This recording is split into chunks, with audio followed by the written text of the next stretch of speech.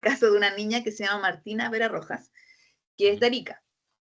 Y Martina es una niña adoptada por una familia que la deseaba y la quería mucho, y cuando tenía 1 año de vida se dieron cuenta que tenía una enfermedad que se llama síndrome de Lee, y que es una enfermedad neurodegenerativa. Entonces, y en el mundo, en general, los niños nunca viven más de 5 años con esa enfermedad. Y entonces, los papás de Martina, ellos estaban en una ISAPRE, entonces ellos activaron el seguro catastrófico, y Martina tenía algo que se llama hospitalización domiciliaria, que es que te cuidan en tu hogar. Y las personas con hospitalización domiciliaria viven mucho más y su vida es de mejor calidad. Entonces con sus Martina fue familiares. sobreviviendo y creciendo, y cuando tenía como 5 años, la ISAPRE decidió quitarle la hospitalización domiciliaria y desconectarla en definitiva. Oh, Y la ISAPRE dijo, en esa época había una circular que les permitía hacer esto unilateralmente, y los papás de la Martina fueron a la justicia, hicieron un recurso de protección a la Corte Suprema, y la Corte Suprema dijo que no, que la ISAPRE tenía la razón, y que por tanto había que quitarle su régimen de vida, porque lo importante eran los derechos de la ISAPRE.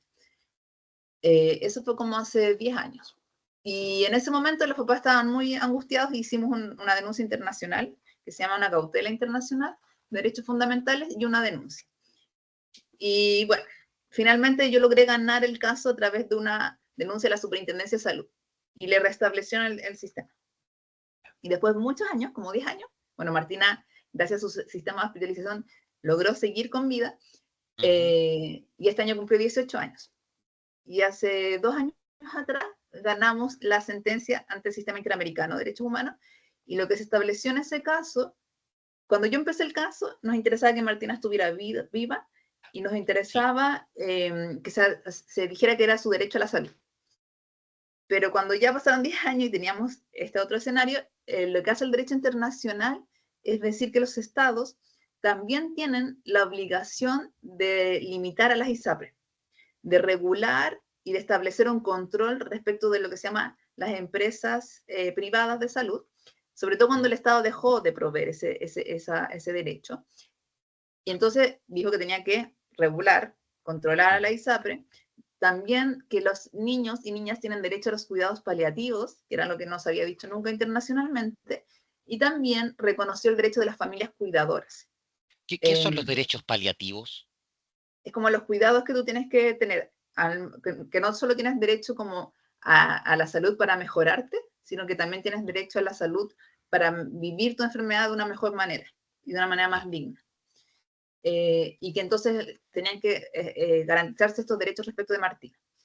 Entonces Martina triunfó contra el Estado después de un largo litigio. Ella tiene este sistema de hospitalización domiciliaria, ahora lo paga el Estado después de esta sentencia, porque también a los papás siempre tenían mucho miedo de que si ellos se enfermaban o morían, su hija iba a quedar sin una ISAPRE. Entonces acá se reguló que era el Estado el que tenía que proveer eso, y, y se establecieron todos estos derechos, no solo para Martina, sino para los niños de todo el mundo. Y después la Superintendencia de Salud litigó esto en la Corte Suprema y la Corte de Apelaciones, y establecieron que esto iba a ser un derecho para todos los niños menores de 5 años. El de los cuidados paliativos y el de que no podían cambiarse las condiciones de una ISAPRE unilateralmente.